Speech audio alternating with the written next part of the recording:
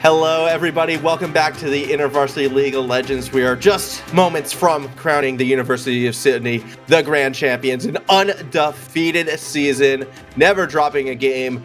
You could argue it was never really close. I know one person who's going to be arguing it was never really close. Of course, it is the jungler and the captain from the University of Sydney side, one UDYSOF.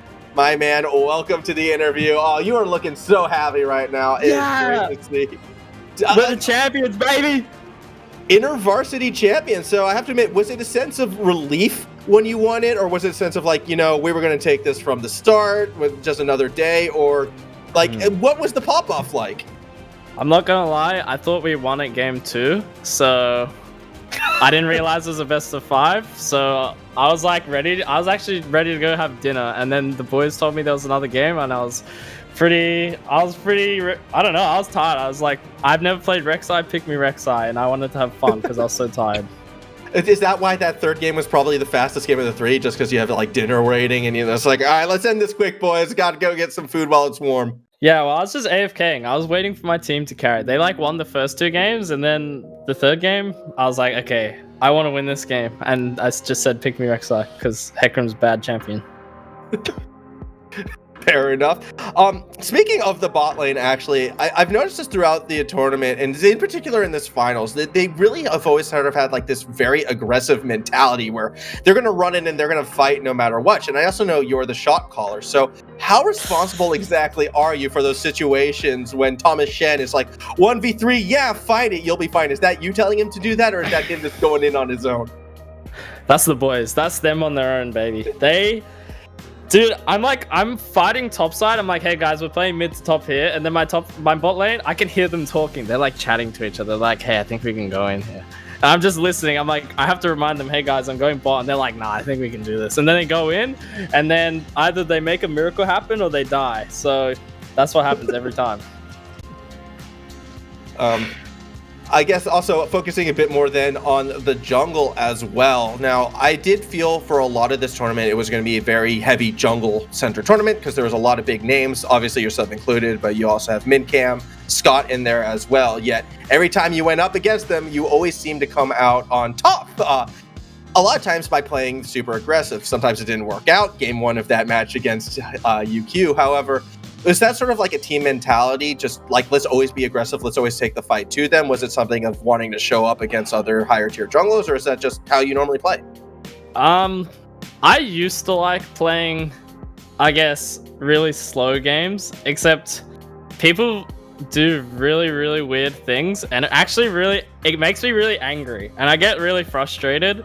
So like a lot of my gameplay lately has changed. Like even on my stream, I don't care anymore, and I just fight people because like someone pushes a wave that they can't, and I'm just like, let's go fight them, let's go punish them. Like my teammates get free push when they shouldn't, so it's just like fighting is warranted.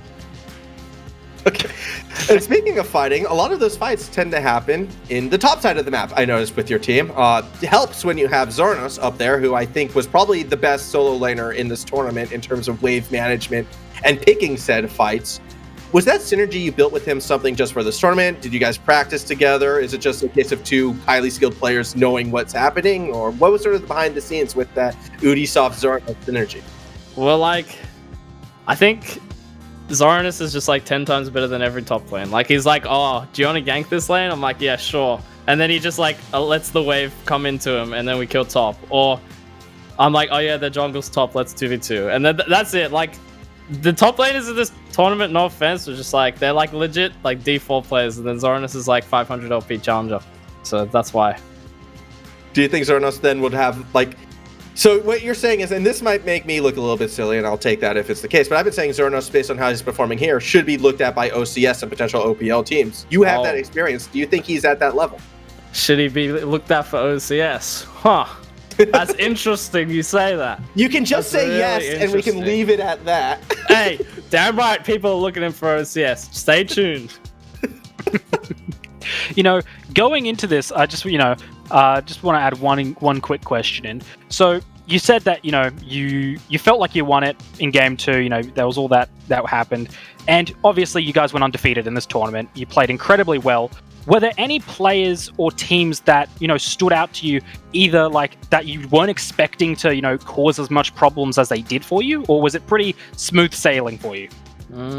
I think like the top 4 teams like all have individually good players, and like that's why they were better than, I guess, the bottom players. Like, for example, like I think UQ's mid jungle, like Scott and Amido are like pretty good players. They're just like, it's like a 2v2 a 2-man army over there, and then this team, it's like Mincam is like the only real like well-rounded high elo player on their team, and then they got like Vegan Bandit, who's pretty good, but he's like a 2-trick, so he gets banned out a lot. So like those players that I mentioned, they're all like, they're like solid, right?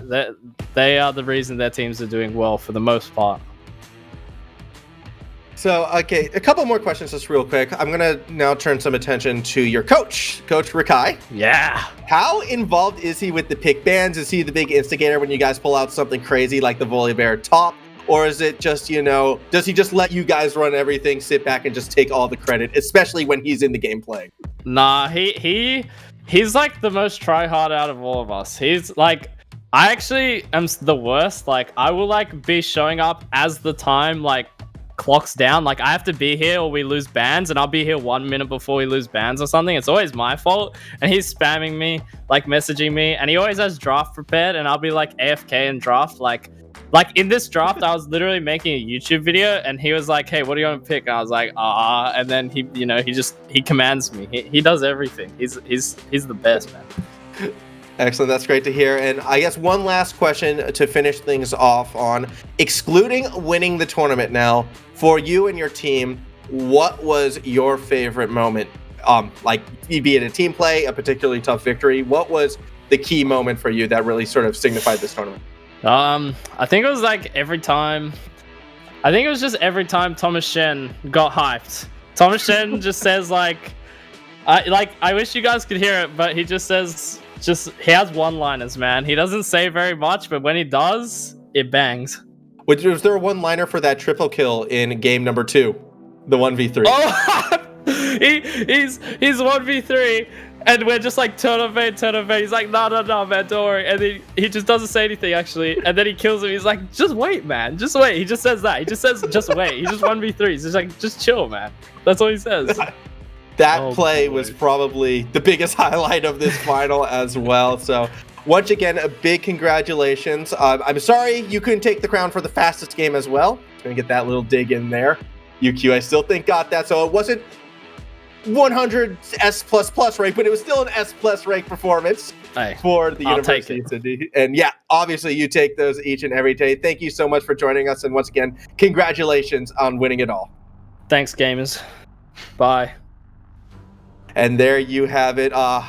Just like UDYSOF said, it is time to say bye to everyone at home. It's been an absolutely fantastic tournament. A lot of people I'd like to thank being involved with this one. First of all the schools and teams that participated, the crew at QUT who put it all together. Warp Driver, my co-caster, you're which way? No, you're this way. This way, very much, my friend. Thank you. That way. Yep. Thank you very much. Yeah, we got to get that synergy down. And a thank you to everyone in Twitch as well who's been watching this from start to finish. It's been an absolutely fantastic journey. Maybe not the journey we were expecting at the start of the season, but a worthy champion was crowned nonetheless. The University of Sydney, well done once more. And we look to see you as well as all those other schools in the future here at the QUT Intervarsity League.